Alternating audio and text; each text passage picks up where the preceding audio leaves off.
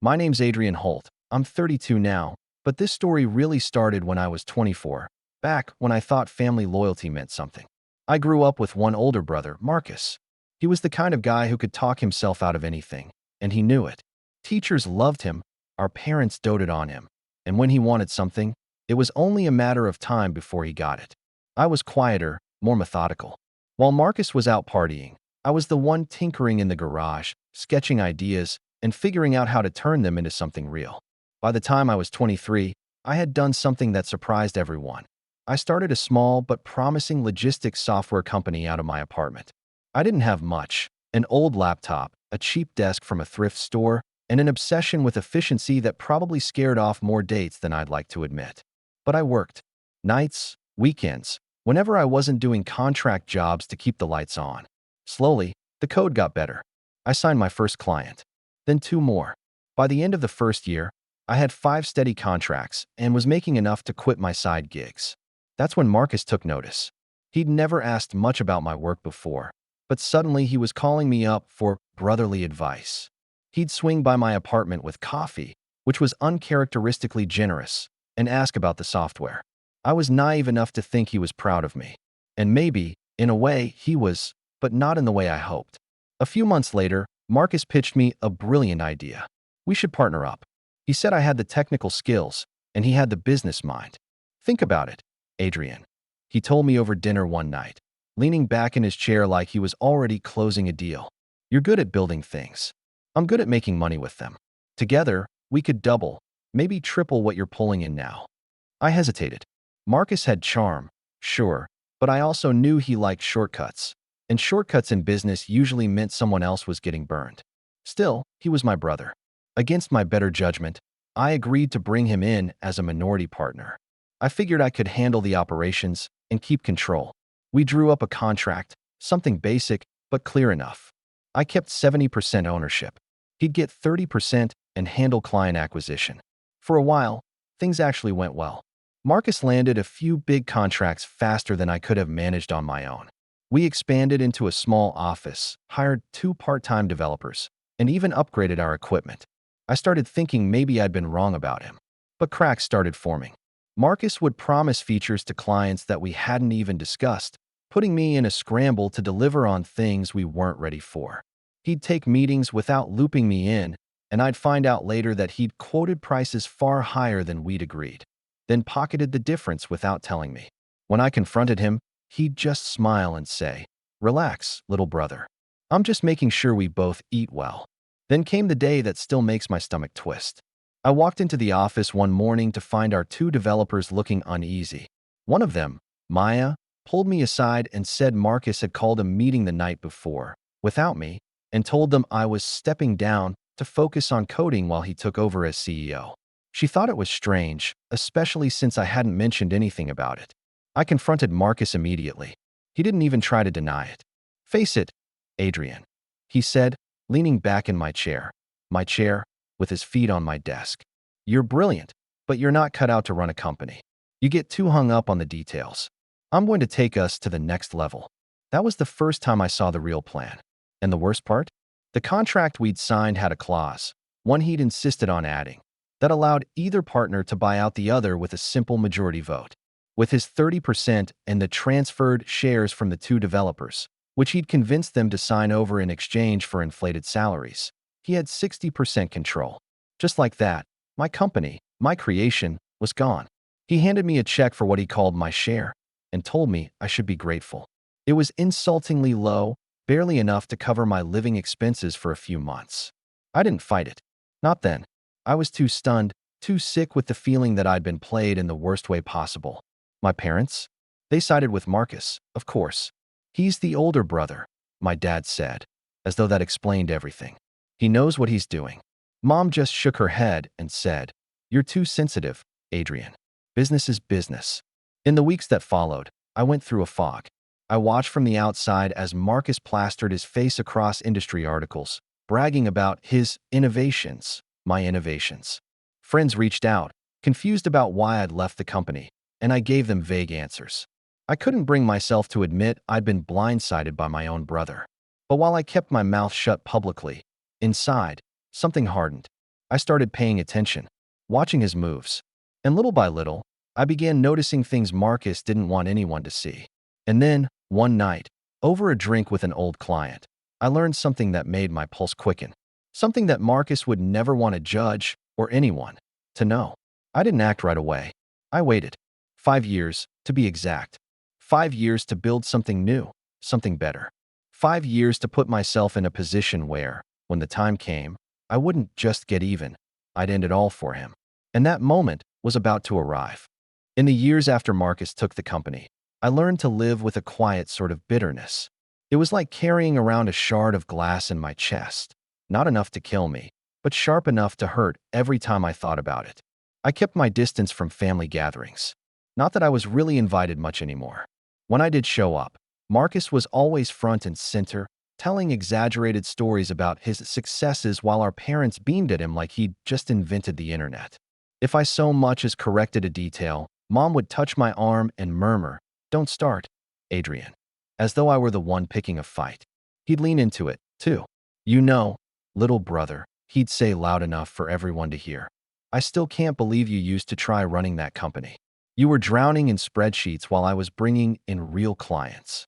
People would chuckle awkwardly, and I'd force a smile, but my stomach would knot every time. The worst part was that he didn't just rewrite history at family dinners. He did it in public.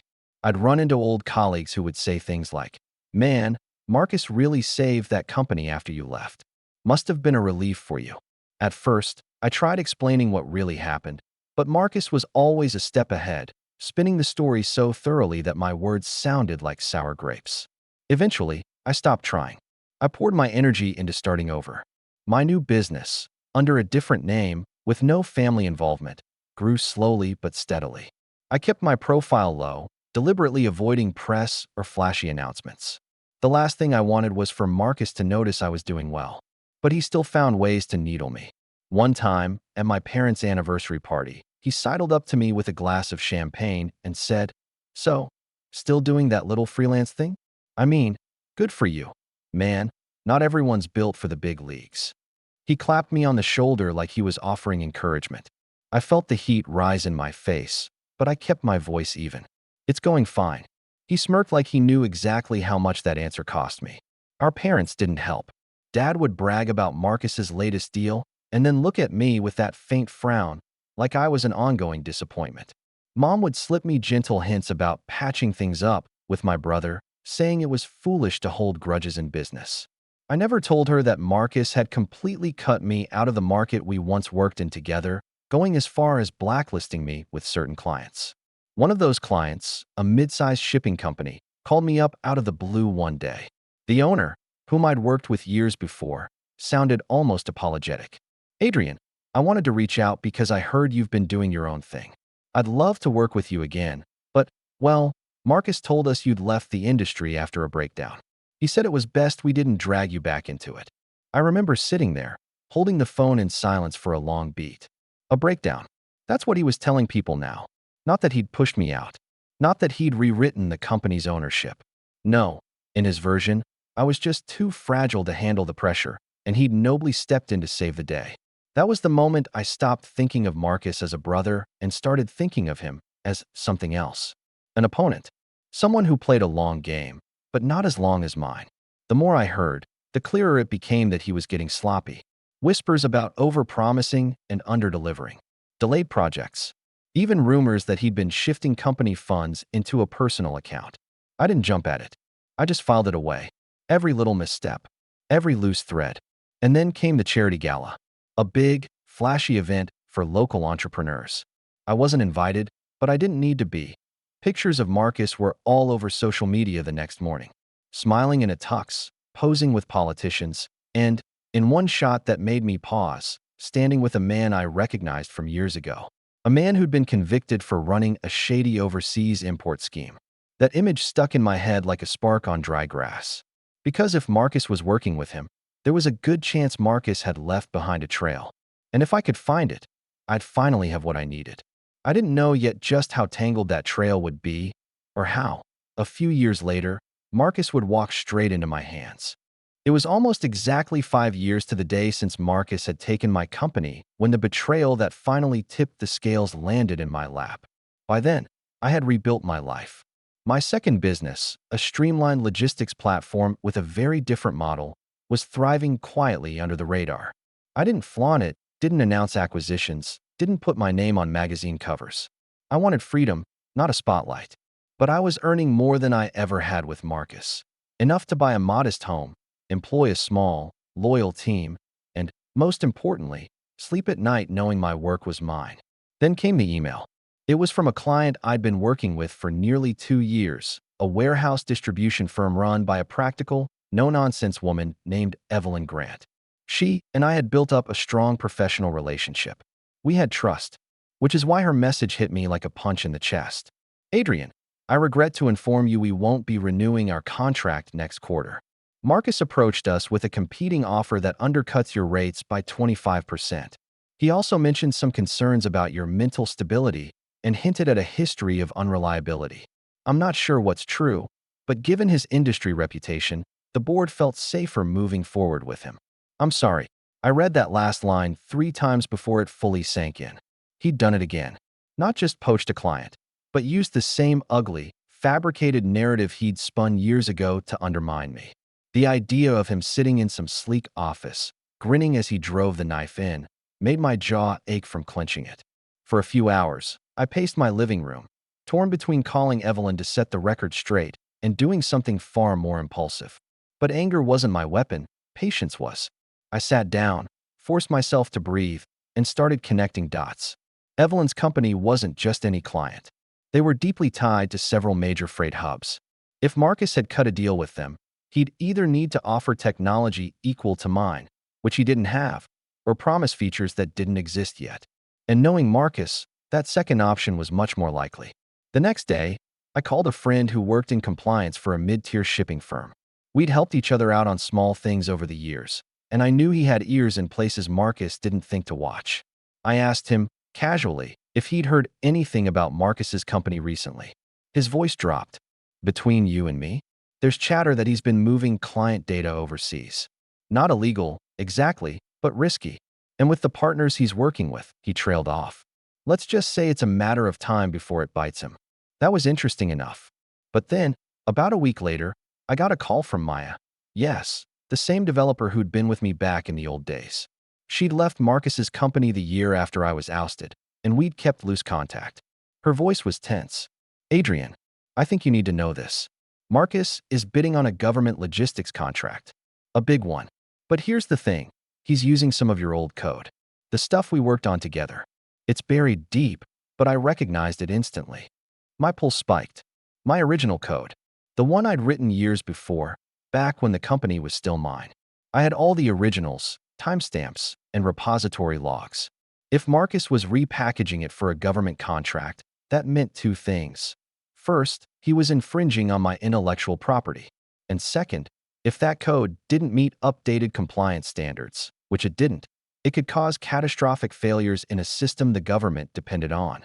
The realization hit me like a cold wave. Marcus wasn't just undercutting me. He was playing with fire, and he had no idea how fast it could burn him. I didn't tip my hand.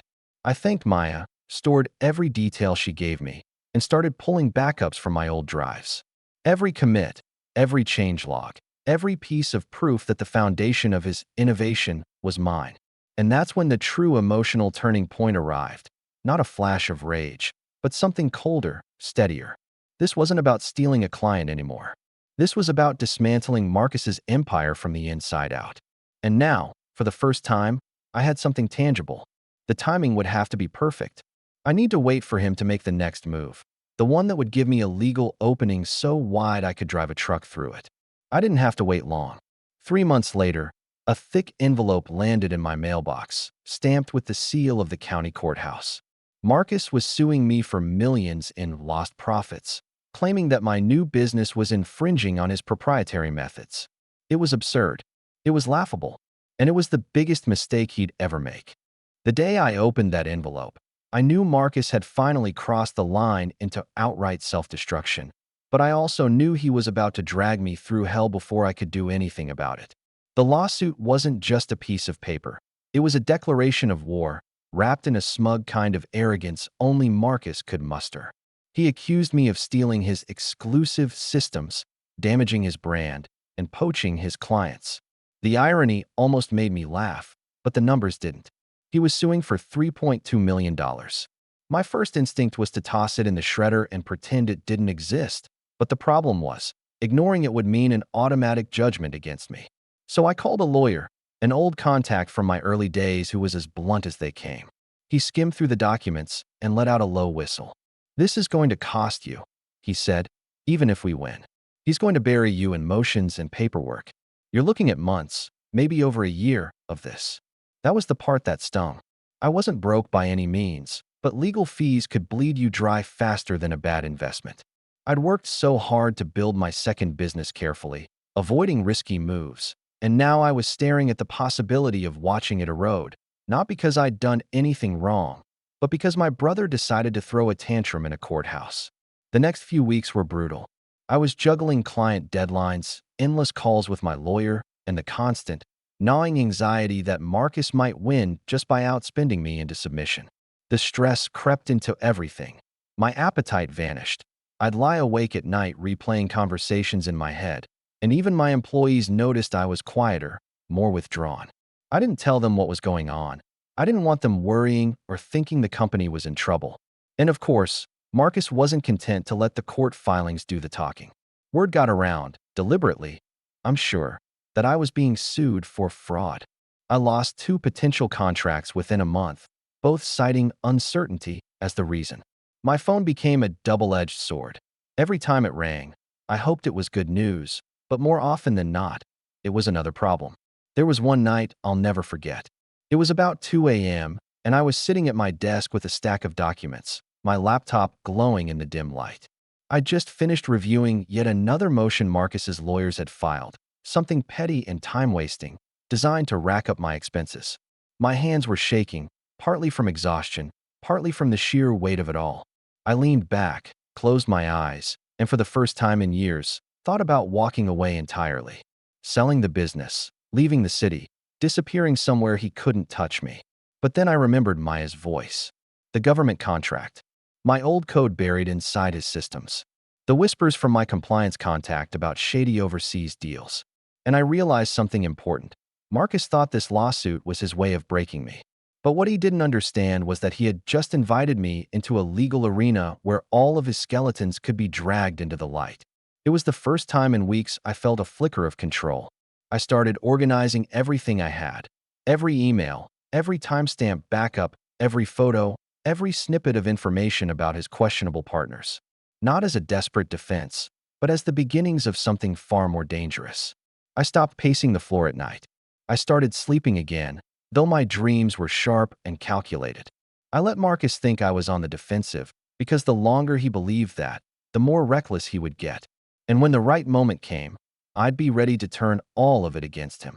What I didn't know yet was that the right moment was coming faster than I'd expected, and it would arrive in the form of a single phone call that changed everything. That phone call came on a Tuesday morning, right when I'd started to settle into the rhythm of balancing my business and the lawsuit. I recognized the number immediately, Evelyn Grant, the client Marcus had stolen from me months earlier. I almost didn't answer. Part of me didn't want to reopen that wound. But curiosity got the better of me. Her voice was polite, but I could hear something underneath it, a trace of unease. "Adrian, I wanted to reach out. I know we left things abruptly, and I'm not calling to change our contract situation. But I think you should know. Marcus has missed 2 major deadlines for us. And the last delivery he pushed through? It crashed our tracking system for over a week. My board isn't happy. I could have gloated. I could have said, told you so. Instead, I just listened." Evelyn went on to say they were already considering pulling out of their agreement with him, but they couldn't risk downtime during the transition. That was the moment a thought began forming. I didn't need to take Marcus down in one strike. I could let his own failures chip away at him while I positioned myself as the safe, reliable alternative. I ended the call on good terms, promised her nothing, but made a mental note. Marcus's cracks were widening. Over the next month, I worked with quiet precision. I focused on my own clients, delivering ahead of schedule, tightening our security protocols, and even introducing a few features I'd been sitting on for a while, ones I knew Marcus couldn't replicate without my original code. The lawsuit was still draining my time, but the discipline it forced on me had a strange side effect. My operations became leaner, faster, more adaptable. My team noticed the shift, and their confidence in me seemed to double. Meanwhile, I started reconnecting with old industry contacts. Carefully, casually, I'd ask how business was going, mention that I was working on some interesting new projects, and leave it at that. People talked, and word began to spread that I was still very much in the game and thriving. The real turning point came when a former investor from my first company reached out. We hadn't spoken since before Marcus forced me out, but apparently, he'd been keeping tabs on the industry. He told me flat out that he regretted ever backing Marcus over me. "If you're ever looking for capital," he said, "I'm ready to put money behind you. No strings this time." It wasn't just the money, though that was tempting. It was the shift in perception. People who had once believed Marcus's version of events were starting to question it. My quiet competence was beginning to contrast sharply with his flashy instability. At the same time, my lawyer and I were combing through discovery in the lawsuit. We started seeing things Marcus probably assumed no one would notice. Unexplained financial transfers, gaps in project documentation, and discrepancies in licensing agreements. It was all small on its own, but together, it painted a pattern. I wasn't ready to move yet, but I could feel the balance tilting. Marcus was still the one throwing punches, but I was starting to set the arena. The lawsuit had given me a direct line into the inner workings of his company, and soon, I'd have more than just defensive proof. I'd have ammunition. And then, one evening, I got an email from Maya with the subject line, "You're going to want to see this." Attached was a copy of a subcontract agreement between Marcus's company and a shell corporation registered overseas. The signature on the document wasn't his, it was someone else's. Someone I recognized from that charity gala years ago. The moment I saw it, I knew this was the thread. If I pulled on it, the whole sweater would unravel. When I opened Maya's attachment, I sat back in my chair and just stared at the screen for a long moment. The subcontract was between Marcus's company and a foreign entity I'd heard of before, a logistics consultancy operating out of Singapore that was really just a front for funneling contracts and data into shadier hands. And the signature? It belonged to Victor Harrow, the same man I'd seen standing beside Marcus at that charity gala years ago. That connection alone was dangerous for Marcus. But when I looked closer at the terms of the subcontract, my pulse started to quicken. They were moving not just client data but portions of the government contract's software architecture. The same contract Maya had told me included my original code, which meant Marcus wasn't just infringing on my intellectual property. He was potentially violating national security clauses without even realizing the legal gravity of it. I didn't tell Maya how big this was. I just thanked her and asked if she could quietly keep monitoring the development branches she still had access to through an old, overlooked account. She agreed, sending me occasional updates that painted an even clearer picture. Marcus was rushing deliverables, bypassing QA entirely, and quietly shifting his development work to contractors with no clearance. The problem, or the opportunity, was that I couldn't just dump this information into the court records without it looking like I'd gone on some personal vendetta. I needed it to surface naturally, as part of discovery or a chance revelation in the lawsuit, so the judge couldn't ignore it. That meant patience and precision. Around this time, the investor who'd reached out to me earlier called again, this time with a proposition. He had contacts in the government's Procurement Oversight Committee. If I could provide proof that a major contractor was mishandling classified software or subcontracting in violation of security protocols, he could make sure it reached the right eyes, anonymously. I didn't commit yet, but I kept his number close. Then came the break I needed. During a routine exchange of documents in the lawsuit, Marcus's attorneys accidentally included an internal email chain, heavily redacted, but not enough to hide the essentials. In it, a project manager expressed urgent concern about the subcontract with Victor's company, warning that they might not meet compliance checks. Marcus's reply was chillingly casual. "Don't worry about compliance. They'll never look that closely." That was gold, not just for my case, but for the bigger picture. I now had Marcus's own words brushing off a compliance risk tied to a government deal. It wasn't enough to end him on its own, but it was the perfect piece to tie together with what Maya had sent me. So I started building a file. Not a messy pile of gotcha screenshots, but a clean, chronological, bulletproof dossier. Dates, signatures, code repository logs, financial transfers, emails, the subcontract. Everything neatly labeled, cross-referenced, and, most importantly, backed by verifiable sources. My lawyer didn't even know the full scope yet. I wanted this to be my card to play at exactly the right moment. At the same time, I began positioning myself publicly, just enough to make Marcus nervous.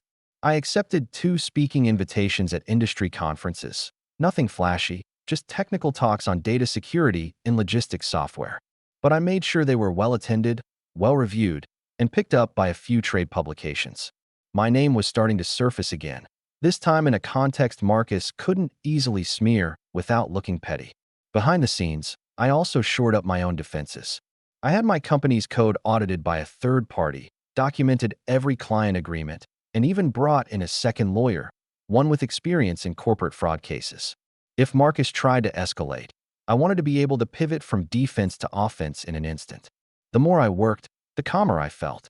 It was like setting up dominoes. Each piece had to be placed just right, and when the time came, I wouldn't need to shove them. I'd just flick one with my finger and watch the whole thing collapse. And then, right on cue, Marcus did exactly what I was hoping for. He filed a motion demanding that I produce all source code related to my current business, claiming it was derivative of his. My lawyer advised fighting it. I told him to let it through, because I knew the moment Marcus's team got their hands on my code, they'd compare it to his and see the differences. And if the court ordered him to produce his own for comparison, the buried pieces of my original code and the traces of that shady subcontract would come spilling into the light. The court granted Marcus's motion to examine my code, and just as I predicted, his lawyers pounced on it like they'd struck gold. They sent over their forensic expert to review my systems, clearly expecting to find stolen fragments they could twist into an infringement claim. I welcomed them in with a polite smile and gave them full, well-organized access. Every file, every log, every timestamp was clean, airtight, and entirely mine. What they didn't realize was that the court order worked both ways. If they wanted to compare my code to theirs, they had to submit their own repository for inspection. My lawyer filed the request that same afternoon. Marcus fought it, of course, filed objections, tried to delay, but the judge wasn't buying it. Within 2 weeks, his code was on a secure drive in the hands of a neutral examiner. That was the moment I sat back and let the trap close, because I already knew what they'd find. The examiner's review was meticulous, and when the preliminary report came back, it was better than I could have scripted. Large portions of Marcus's supposedly proprietary system were copied directly from my original pre-split code, right down to unique comments and function names I'd written years ago. Not only that, but certain modules contained dependencies tied to the subcontract with Victor's overseas shell company, which had no authorization to handle government-related software. My lawyer's eyes widened when he read it. Adrian, this isn't just IP theft. If this gets out, it's a federal contract violation. Potentially criminal. I knew. And that was exactly why I'd kept my mouth shut until now. We filed a motion to introduce the findings as part of my defense, attaching only the relevant portions of the examiner's report. It was surgical.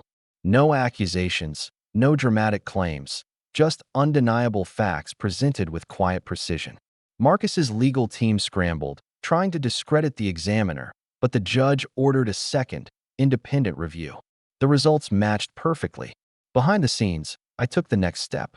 I reached out to that investor with government contacts and sent over a distilled, evidence-based packet. Not my entire dossier, just enough to raise the right eyebrows in the oversight committee. I made it clear it was for compliance purposes, not revenge. Let the machinery of bureaucracy do what it does best. Within a month, whispers started circulating. A confidential inquiry had been opened into one of the government's logistics contractors. I didn't need to hear Marcus's name to know who they meant. His tone in court changed, less smug, more clipped. His lawyers started asking for continuances, clearly buying time while they tried to figure out how much trouble he was really in. And then came the moment I'd been waiting for. We were in a pre-trial conference, sitting across from each other at a long oak table. Marcus was wearing his usual tailored suit, but his collar was slightly askew, and there was a sheen of sweat on his temple. My lawyer slid a small, sealed envelope across the table to his counsel. Inside was a single USB flash drive, labeled only with the date and a case number. His attorney opened it, glanced at the contents, and froze. I watched the color drain from Marcus's face as his lawyer leaned in and whispered something. The judge, curious, asked what it contained. Marcus's lawyer hesitated, then handed it over. The judge plugged it into the court's secure laptop, brows furrowing as he scrolled through the files. Then, slowly, he looked up. "Do they realize what's on here?" he asked, his voice measured. I didn't say a word. I just smiled, leaned back in my chair, and waited. The judge's question hung in the air for a beat too long. Marcus shifted in his seat, his confident facade cracking just enough for me to see the panic behind his eyes. His lawyer cleared his throat and tried to suggest a private discussion, but the judge shook his head. "This is relevant to the case and to the integrity of a federal contract. I'm ordering it entered into the record." What followed was a slow-motion collapse. The flash drive contained the examiner's report, the subcontract with Victor's shell company, and repository logs showing my original code woven into Marcus's system, all tied neatly to the government contract. The judge didn't shout or gloat. He simply set a hearing to determine whether the matter should be referred to federal authorities. The way he said "referred" made it sound less like a possibility and more like a certainty. Marcus's composure melted over the next weeks. In court, he stopped smirking. He stopped looking me in the eye altogether. Outside the courtroom, I started hearing from industry contacts that clients were quietly pulling out of deals with him, citing compliance concerns. Evelyn, the client he'd stolen from me, sent me a short but telling message. "He's finished." The federal inquiry moved fast, faster than I'd expected. Agents seized company records. Victor disappeared from the country overnight. By the time the court date for my lawsuit rolled around again, Marcus was facing not only the dismissal of his case against me, but the very real prospect of criminal charges for fraud and contract violations. In the end, the judge ruled in my favor without hesitation. Marcus's claims were baseless, his evidence non-existent, and the counterclaims my lawyer filed left him on the hook for my legal fees. The number wasn't small. Neither was the damage to his reputation. His company's stock, privately held but still tracked by industry reports, was valued at less than half of what it had been 6 months earlier. The last time I saw him in person was in the courthouse hallway after the final hearing. He looked smaller somehow, as if the sharp edges of his confidence had been worn down. He opened his mouth like he might say something, but I just walked past him, my steps steady, my head high. A month later, I heard he'd sold what was left of the company to cover debts and avoid total bankruptcy. The irony was almost poetic. He'd taken my business from me, only to destroy his own by building it on stolen foundations. I never reached out. There was nothing left to say. One rainy evening, long after it was all over, I found myself at my desk again. Same desk, different man. I opened the drawer where I'd kept that flash drive, turned it over in my hand, and thought about all the years I'd waited for this moment. Then I placed it back inside, shut the drawer, and whispered to the empty room, "Checkmate."